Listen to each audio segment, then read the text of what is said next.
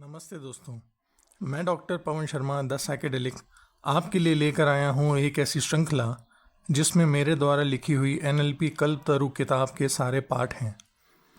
ये सारे पाठ एक सेल्फ हेल्प की तरह से आपके लिए काम करेंगे, जो आपके जीवन को आगे बढ़ाने के लिए काम करेंगे। इस किताब को सही काम करने की मार्गदर्शिका की तरह लिखा हुआ है। एक ऐसी किताब जो आपके जीवन की गुणवत्ता को बढ़ाने और इससे आपको मिलने वाली खुशियों की मात्रा को बढ़ाने का काम करेगी। हम उम्मीद करते हैं कि यही वो किताब होगी जिसे आप बार बार पढ़ेंगे और इसे उस उपकरण की तरह से पाएंगे जो आपको उन जवाबों को पाने के लिए प्रेरित करेगा जो आपके अंदर पहले से ही विद्यमान है। फिर भी याद रखिए कि जैसे जैसे आप इस किताब को पढ़ते जाएंगे, आपको और जिन चीज़ों को आपको विश्वास हो और उपयोगी लगे उन्हें तुरंत इस्तेमाल में लाइए। हालांकि इस किताब में उपलब्ध सभी उपकरण अपने आप में अकेले ही जीवन को बदलने में सामर्थ्य रखते हैं और वे सभी बेहद शक्तिशाली परिणाम पैदा करेंगे। यह किताब आपकी मनचाही सफलता को हासिल करने के तरीकों से भरी हुई है।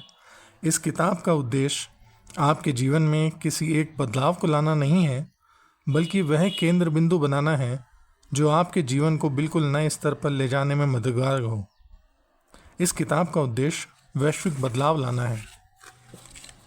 आज मनुष्य मंगल ग्रह पर पहुंच गया है और आगे न जाने क्या क्या करने की राह पर है। आदिम युग से आज के मंगल ग्रह तक पहुंचने तक के सफ़र में मनुष्य ने अनगिनत मुकाम हासिल किए हैं, जो मानव जीवन को उत्कृष्ट बनाने में योगदान देते रहते हैं। इन सब उपलब्धियों से मनुष्य हमेशा यह साबित करता आया है कि वह ब्रह्मांड की सबसे सफल और सर्वोच्च कृति है। मनुष्य सभी प्राणियों में सर्वश्रेष्ठ माना जाता है और है भी। मनुष्य ने नित नए नए आयाम बनाकर हमेशा मानव जाति को गौरवान्वित किया है। ब्रह्मांड के सभी प्राणी मानव जीवन पाने की ख्वाहिश रखते हैं। मनुष्य ने प्रकृति और ब्रह्मांड के अनेक रहस्यों को सुलझाया है और अभी भी कई रहस्यों से पर्दा उठाने के पथ पर अग्रसर है। आखिर ये सब कुछ कैसे हो रहा है? सभी प्राणियों में मनुष्य पर ही इतना सब कुछ निर्भर क्यों है? दुनिया में सभी प्राणियों में मनुष्य शारीरिक रूप से बहुत कमज़ोर है।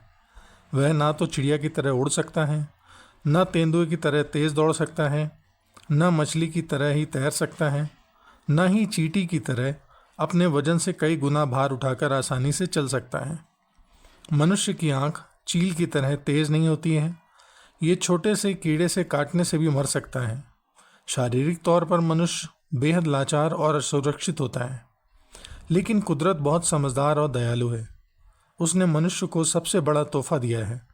वह है सोचने की और कल्पना करने की शक्ति, और ये शक्ति है मनुष्य के मस्तिष्क में।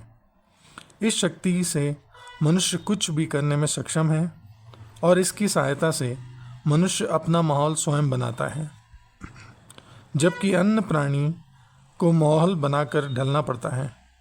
इस कल्पना शक्ति की वजह से ही मनुष्य आज उस मकाम पर पहुंच गया है जहां से वह ब्रह्मांड की हर अद्भुत कृति तक अपनी पहुंच बना पा रहा है। आज मनुष्य ने अपनी कल्पना शक्ति से वे साधन बनाए हैं जिनसे वह उड़ सकता है, ध्वनि की रफ्तार से सफ़र कर सकता है, समुद्र की अथाह गहराइयों में तैर सकता है, अपने से कई गुना वजन आसानी से उठा सकता है, अपने घर में बैठे सुदूर अंतरिक्ष में होने वाली हलचल पर नज़र रख सकता है। आज कई खतरनाक विष का इलाज मनुष्य के बाहर उपलब्ध है, जिससे कई इंसानों और कई प्राणियों का इलाज करके उनके जीवन को बचाया जा सकता है। ये सारी उपलब्धियां एक चमत्कार के जैसी लगती हैं। वास्तव में ये वे चमत्कार हैं जो मानव ने अपने मस्तिष्क की कल्पना शक्ति से साकार किए हैं। ऐसा वह सदियों से करता आया है। हर बार जब मनुष्य को अपने उत्थान और समृद्धि की आवश्यकता हुई है, मनुष्य की कल्पना शक्ति ने परिस्थितियों को अपने अनुकूल बनाकर उन्हें साकार किया है। ये वो शक्ति हैं जो प्रकृति से हर मनुष्य को जन्म से ही मिलती हैं। दुख इस बात का है कि कुदरत के इस अनमोल तोहफे का इस्तेमाल बहुत ही कम लोग कर पाते हैं। सदियों से हम मनुष्य कि कल्पना की हकीकत में साकार करने की कल्पतरु की कथा सुनते आ रहे हैं। ये एक ऐसा वृक्ष होता है जिसके नीचे बैठकर कोई भी मनुष्य जो कल्पना करता है या इच्छा करता है वह सच होकर उसके जीवन में घटित हो जाती है। इन कथाओं को सुनकर हम यही सोचने लगते हैं कि काश हमें भी ऐसा ही एक कल्पतरु मिल जाए तो अपने जीवन की सारी ज़रूरतें और सारी इच्छाएं उससे पूरी करवा लेते। लेकिन इस मामले में हम मनुष्य ठीक उस कस्तूरी मृग की तरह है, कहीं यहाँ इधर उधर वहाँ वहाँ भागते रहते हैं, जो जंगल में दूर दूर तक कस्तूरी की महक का पीछा करते हुए भागता रहता है और ये नहीं समझ पाता है कि कस्तूरी तो उसकी नाभि में ही बसती है। उसी तरह हम मनुष्य अपने मस्तिष्क की शक्ति को न समझ पाए हैं, न जानकर बाहरी छलावे के पीछे बिना कुछ सोचे समझे भाग भाग कर अपना जीवन व्यर्थ कर देते हैं।